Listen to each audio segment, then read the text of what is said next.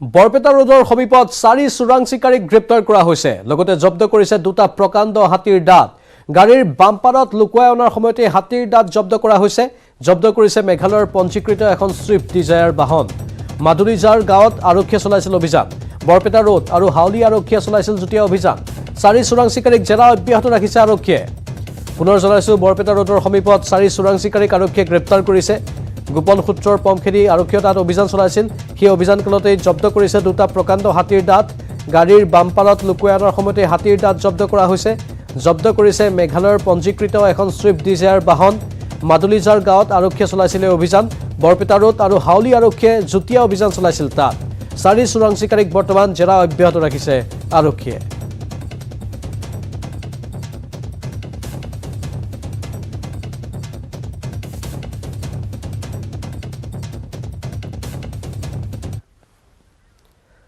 মানস ৰাষ্ট্ৰীয় উদ্যানৰ পিছত এবাৰ কাজিৰঙা ৰাষ্ট্ৰীয় উদ্যানত গড়ে খেদিলে পৰ্যটকৰ গাড়ী কাজিৰঙা ৰাষ্ট্ৰীয় উদ্যানৰ বাগৰি বনাঞ্চলত জীপ সাফাৰী কৰাৰ সময়তে গড়ৰ খেদা খালে এডল পৰ্যটকে ৰজাপুখুৰী বন শিবিৰ এলেকাত এখন জিপসি গাড়ী লৈ শোচালয় এটা গড়ে প্ৰায় 2 কিলোমিটাৰলৈকে গড়টোৱে খেদি নিয়ে পৰ্যটক যোৱা জিপসিখন সৌভাগ্যক্ৰমে 2 কিলোমিটাৰ খেদি যোৱাৰ পিছতো আঘাত নাপালে কোনো এজন পৰ্যটকে গড়ে খেদি যোৱা জিপসিখনৰ এজন পৰ্যটকৰ কেমেৰাত বন্দী হ'ল এই শিহৰণকাৰী দৃশ্য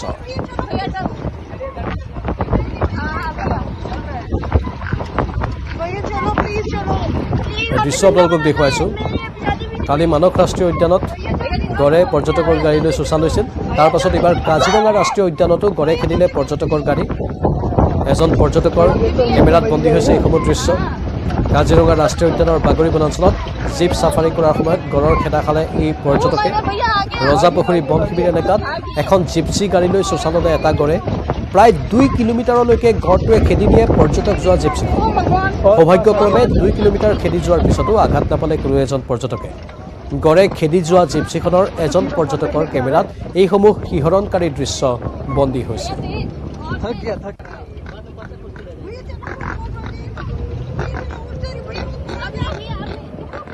দৃশ্য দেখুৱাই আছো আপোনালোকক সাধাৰণতে বন্য জীৱ জন্তুসমূহে ৰাষ্ট্ৰীয় উদ্যান বা বনাঞ্চলসমূহত পৰ্যটকক আক্ৰমণৰ লক্ষ্য কৰি নলয় কাৰণ জিপসি গাড়ীত তেওঁলোক বহি থাকে আৰু জিপসি গাড়ীখন যিকোনো বন্য জীৱ জন্তুতকৈ আকাৰত ডাঙৰ হয় সেয়েহে পৰ্যটকৰ গাড়ীলৈ খুব কমহে চোচা লয় কিন্তু এয়া এতিয়া মানস ৰাষ্ট্ৰীয় উদ্যানত দেখিবলৈ পোৱা গৈছিল কালি তাৰপিছত কাজিৰঙা ৰাষ্ট্ৰীয় উদ্যানতো দেখিবলৈ পোৱা গৈছে অৱশ্যে ইয়াৰ বিভিন্ন কাৰণ থাকিব পাৰে সেইখিনি বন বিভাগৰ লোকে পৰ্যবেক্ষণ কৰিছে কিয় আক্ৰমণাত্মক হৈ পৰিছিল এই গড়টো সকলো পৰ্যবেক্ষণৰ অন্তত গম পোৱা যাব কিন্তু দৃশ্যসমূহ আপোনালোকে এবাৰ মন কৰক প্ৰায় 2 কিলোমিটাৰলৈকে এই প্ৰকাণ্ড গড়টোৱে চোচা ল'লে এই পৰ্যটকৰ গাড়ীখনক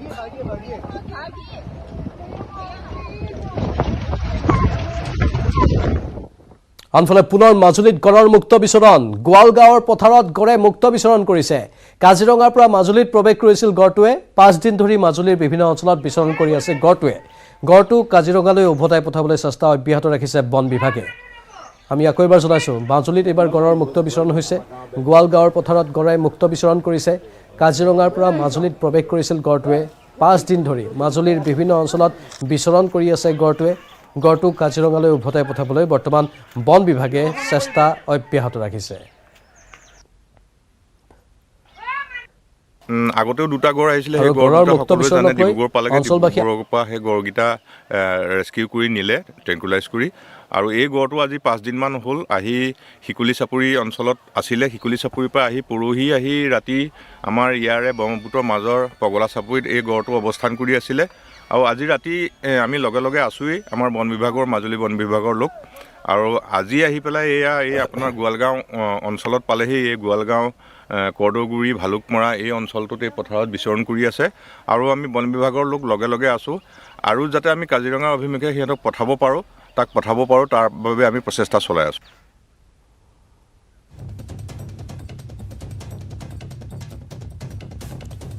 বৰ্তমান বন বিভাগে প্ৰচেষ্টা অব্যাহত ৰাখিছে গড়টোক যাতে পুনৰ বনাঞ্চললৈ খেদি পঠিয়াব পৰা যায় কিন্তু স্থানীয় লোকসকল আতংকিত কাৰণ 5 দিন ধৰি গড়টোৱে তাত মুক্ত বিচৰণ কৰি আছে আমাৰ সতীৰ্থ সাংবাদিক ভাস্কৰ জ্যোতি কটকী আছে লাইভত ভাস্কৰ অধিক তথ্য বিচাৰিছোঁ আমি বৰ্তমান পুৱাৰ ভাগত গড়টোৱে ক'ত অৱস্থান কৰি আছে কেনে ধৰণৰ আচৰণ গড়টোৰ বৰ্তমান হয় প্ৰাঞ্জল চাওক, আজি 5 দিন পূৰ্বে কাজিৰঙাৰ পৰা খাদ্য সন্ধানৰ মাজুলীত প্ৰৱেশ কৰিছিল এটা গড় আৰু মাজুলী বিভিন্ন চৰ চাপৰি অঞ্চলত এই গড়টো বিচৰণ কৰি আছিল। কিন্তু বৰ্তমান জনাঞ্চলত প্ৰৱেশ কৰিছে। আমি দেখুৱাইছোঁ আমাৰ পিছফালে থকা এই কুঁহিয়া বাৰীখনত গড়টোৱে বৰ্তমান অৱস্থান গ্ৰহণ কৰিছে। গোৱালগাঁও অঞ্চলৰ এই কাৰ্গিলত এই গড়টো আছে বুলি বন বিভাগৰ লোকে জানিবলৈ দিছে। বন বিভাগৰ লোকে এই গড়টো কাজিৰঙালৈ খেদি পঠাবলৈ চেষ্টা অব্যাহত ৰাখিছে যদিও বৰ্তমান এই জনাঞ্চলৰ প্ৰৱেশ কৰা গড়টো ওলাই যাবলৈ বাট নোপোৱাত বৰ্তমান এই কুঁহিয়াৰ দৰাতে এতিয়া অৱস্থান কৰি আছে বুলি জানিবলৈ দিছে। মই স্থানীয় লোক আছে, জানিবলৈ চেষ্টা কৰিম কেতিয়া এই গড়টো কেতিয়া দেখিছিল আৰু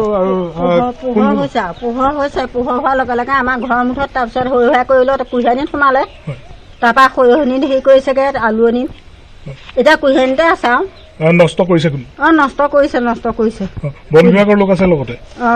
আছে লগতে আছে। নিশ্চিতভাৱে প্ৰাঞ্জল চাওক, এই যি সন্মুখৰ এই কুঁহিয়াৰ দৰাতে বৰ্তমান গড়টো অৱস্থান কৰি আছে। তাৰ লগতে সমান্তৰালভাৱে কাষত বন বিভাগৰ লোক আছে, কিন্তু আমি ওচৰ চাপি যোৱা নাই কাৰণ যিকোনো মুহূৰ্তত আচলতে গড়টো ওলাই আহিব পাৰে। আৰু তাৰ সমান্তৰালভাৱে ওচৰ পাজৰ যিসমূহ অঞ্চল, এই অঞ্চলৰ ৰাইজসমূহ সতৰ্ক হৈ আছে আৰু গড়টোৰ যাতে কোনো অশান্তি নহয় বা যেনি তেনি যাব নোৱাৰে তাৰ বাবে বন বিভাগৰ লোকে বৰ্তমান এই অঞ্চলটো আৱৰি ৰাখিছে। আৰু বিভিন্নজন ব্যক্তি আছে। মই অন্য এজনৰ পৰা জানিব বিচাৰিম, ৰাতিপুৱা ঘৰটো কেইটা বজাত দেখিছিল? ৰাতিপুৱা 5টামান বজাত ওলাইছে। ওলাই পিনে এনেকৈ আহিলে, ইপিনে অহাৰ পিছত আমাৰ ঘৰতো ওলাইছিলে। তেনেকুৱাতে আমাৰ মাইকী মানুহে ল'ৰা ছোৱালীয়ে হৈ হাল্লা কৰিলে, কৰাৰ পিছতে আকৌ উভতি এইফালে গুচি গ'ল। গৈ আকৌ সি তালৈ গ'লগৈ। তাৰপৰা এতিয়া আহি কুঁহিয়ানীত সোমাই আছে। কিমান সময় হ'ল সোমাই? এতিয়া আধা ঘণ্টামান হৈছে সোমাই। আৰু এই এটাই গড় আছেনে আৰু বেলেগ দেখিছে? আমি এটাহে দেখিছোঁ। নিশ্চিতভাৱে প্ৰাঞ্জল, ইয়াৰ পূৰ্বেও কেইবাটাও গড় মাজুলীত আহিছিলে আৰু মাজুলীত অহাৰ পাছত ডিব্ৰুগড় অভিমুখে গৈছিলে আৰু এই দুটা গড় ট্ৰাইকুলাইজ কৰি ইতিমধ্যে বন বিভাগৰ লোকে কাজিৰঙালৈ নিয়াৰ ব্যৱস্থা কৰিছে। কিন্তু বৰ্তমানে এই গড়টো মাজুলীৰ বিভিন্ন স্থানত বিচৰণ কৰি ফুৰিছে আৰু কাজিৰঙালৈ উভতাই নিবলৈ বন বিভাগৰ লোকে চেষ্টা অব্যাহত ৰাখিছে যদিও বৰ্তমানলৈকে এই গড়টো উভতাই নিব পৰা নাই। তাই সমান্তৰালভাৱে জনাঞ্চলত প্ৰৱেশ কৰা এই গড়টো আচলতে বৰ্তমান এই সন্মুখৰ কুঁহিয়াৰ দৰাতে অৱস্থান কৰি আছে বুলি আমাক জানিবলৈ দিছে। ভাস্কৰ, আক্ৰমণাত্মক হৈ আছে নেকি গড়টো? বৰ্তমান কাষলৈ মানুহ গ'লে বিপদ হ'ব পাৰে। হয় প্ৰাঞ্জল, আচলতে প্ৰাপ্তবয়স্ক এটা গড় আৰু এই গড়টো বৰ্তমানলৈকে আমি জানিব পৰাত আক্ৰমণাত্মক হৈ থকা নাই বা তেনেধৰণৰ কোনো সংকেত বন বিভাগৰ লোকে পোৱা নাই যদিও যিকোনো মুহূৰ্ততে আচলতে আক্ৰমণাত্মক হ'ব পাৰে বুলি তেওঁলোকে ওচৰলৈ লোক যাবলৈ মানা কৰিছে। আৰু তাৰ সমান্তৰালভাৱে গড়টো উলিয়াই নিবৰ বাবে, নদীৰ ফাললৈ উলিয়াই নিবৰ বাবে বন বিভাগৰ লোক ইতিমধ্যে এটা মুকলি কৰিছে ৰাস্তা, যিটো ৰাস্তাই সেই গড়টো নদী কাষলৈ উলিয়াই নিব পাৰে। ধন্যবাদ জনাইছোঁ ভাস্কৰ। যদি আপুনি দৃষ্টি ৰাখক, যিহেতু বন বিভাগৰ লোকো তাত আছে আৰু সাৱধানতাসমূহ যাতে সকলোৱে অৱলম্বন কৰে। এটা গড় এতিয়ালৈকে আক্ৰমণাত্মক হোৱা নাই, কিন্তু হ'ব পাৰে তাৰো আশংকা আছে কাৰণ বন্য জন্তু হয়। আমি পৰৱৰ্তী সময়ত অধিক তথ্য সম্প্ৰচাৰ কৰিম।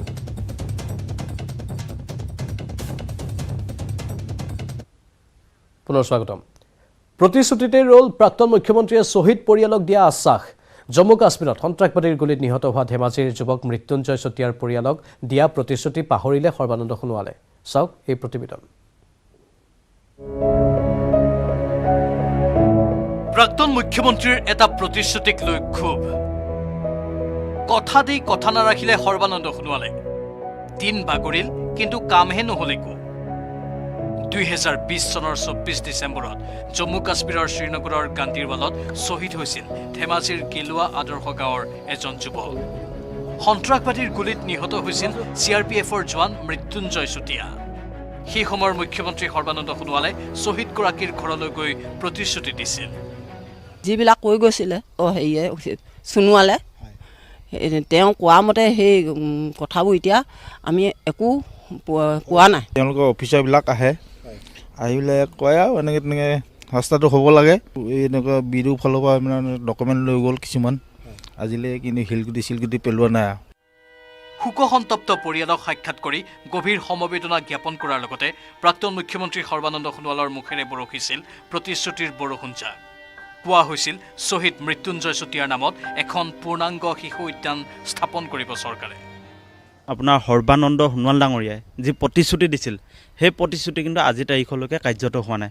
আমি ভাবোঁ মুখ্যমন্ত্ৰীৰ বক্তব্য প্ৰতিশ্ৰুতি শিলৰ ৰেখাৰ দৰে হ'ব লাগে, কিন্তু আজিলৈকে তেখেতৰ প্ৰতিশ্ৰুতি পালন নোহোৱাটো আমি গাঁওবাসী হিচাপে দুখ পাইছোঁ। প্ৰতিশ্ৰুতি দিয়া হৈছিল শ্বহীদগৰাকীৰ ঘৰলৈ যোৱা পথটো নিৰ্মাণ কৰি দিব, কিন্তু এবছৰ পাৰ হৈ গ'ল, আজিলৈকে এচপৰা মাটিও নপৰিল পথটোত। তাতোকৈ ডাঙৰ কথা, পথটো আবণ্টনেই হোৱা নাই এতিয়াও। গাঁওবাসীও হতাশ প্ৰাক্তন মুখ্যমন্ত্ৰীৰ প্ৰতিশ্ৰুতিক লৈ। শ্বহীদৰ স্মৃতিত পথ আৰু শিশু উদ্যান নিৰ্মাণ কৰাৰ প্ৰতিশ্ৰুতি দিয়া সৰ্বানন্দ সোণোৱালক কথা দি কথা ৰাখিবলৈ আহ্বান গাঁওবাসী তথা শ্বহীদ পৰিয়ালৰ।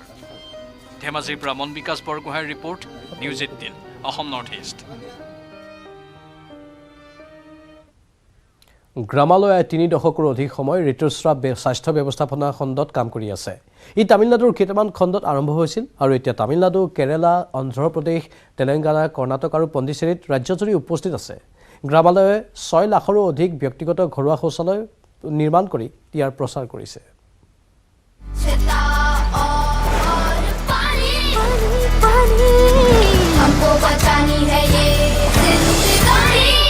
Since 1987, when Gramalaya was formed, we used to work for sanitation and water facilities in the rural areas. In the year 2000, we started working in the urban areas, where we come across several slums in the areas lacking basic sanitation facilities, as well as safe drinking water problems. So we used to closely work with the Trichy City Corporation, by forming community-based organizations in the wherever we start working in a village or in a slum, our major program was implemented through the community-based organizations. That is called the SHE teams, sanitation and hygiene education teams, or self-help groups, or watchman committees. Gramalaya could be able to construct more than 6 lakhs toilets, individual household toilets in South India. Also, we have mainly worked for providing safe drinking water supply to the rural households, where we could reach more than 36,000 households with safe drinking water taps connection. So these were all the activities we have mobilized from the local government support as well as central government support in different schemes. During the Kerala floods, Gramalaya worked in 5 districts of Kerala with UNICEF support. Our major activities was there, rejuvenation of the drinking water wells, as well as retrofitting of individual household toilets affected by the floods. Those wells are chlorinated and cleaned and also renovated by Gramalaya with UNICEF support. Thereby people can get portable water supply from the dug well source.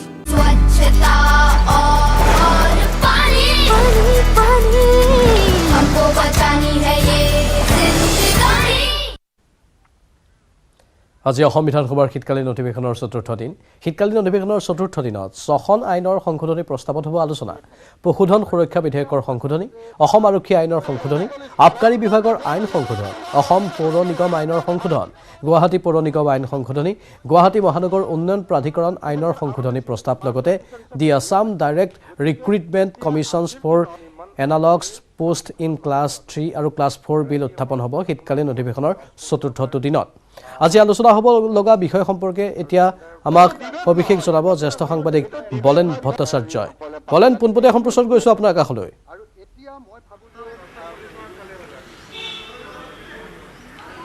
নিশ্চয়কৈ অসম বিধানসভাৰ আজি 4ৰ্থটো দিন আৰু 4ৰ্থটো দিনত বিশেষকৈ কেইবাটাও গুৰুত্বপূৰ্ণ বিষয় আজি উত্থাপিত হ'ব। আৰু তাৰ ভিতৰত যদি আমি বিভাগকেইটা চাবলৈ যাওঁ তেতিয়াহ'লে বস্ত্ৰ তাঁত আৰু হস্ত নিগমৰ বিভাগৰ বিষয় প্ৰশ্ন উত্থাপন হ'ব। ঠিক একেদৰে ভূমি সংৰক্ষণ, সমাজ কল্যাণ, বাণিজ্য বিভাগৰ প্ৰশ্ন উত্থাপন হোৱাৰ লগতে 6খনকৈ বিধেয়কৰ সংশোধনী আইনৰ সংশোধনী হ'ব আৰু এখন আইন ৰূপায়ণৰ কাৰণে প্ৰস্তাৱত ইয়াত যোৱা যাব আজি 4ৰ্থটো দিনত।